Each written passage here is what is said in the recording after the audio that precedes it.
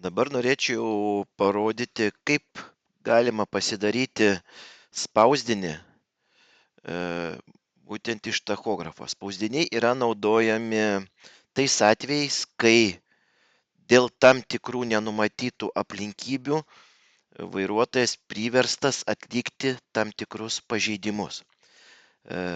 Dažniausia pasitaikantis atvejai tai parkinge atvažiavus policijai vairuotojas yra išvaromas, priverstas pajudėti iš savo stovėjimo vietos, esant tam tikroms ekstremalioms sąlygomis. Pavyzdžiui, užsidegė šalia stovintis vilkikas. Lygiai tas pats, kai grėsia pavojus vairuotojo gyvybei arba krovinio saugumui.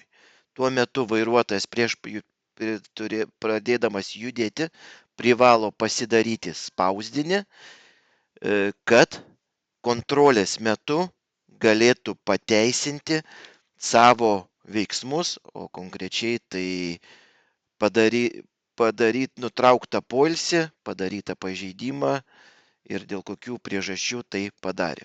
Šiuo atveju norėčiau parodyti, kaip galima pasikeisti kalbą jau, kai įstatyta kortelė. Tai va šiuo atveju mes einam žemyn iki kalbos nustatymas ir pabandysim nusistatyti mums suprantamą kalbą.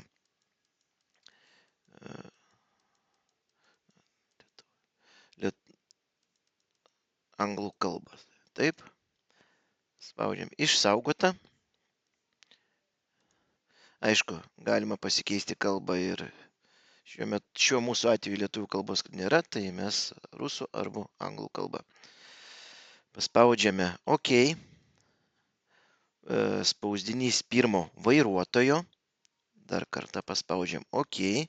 Tai paskutinių 24 valandų arba paros duomenis. Paspaudžiam OK.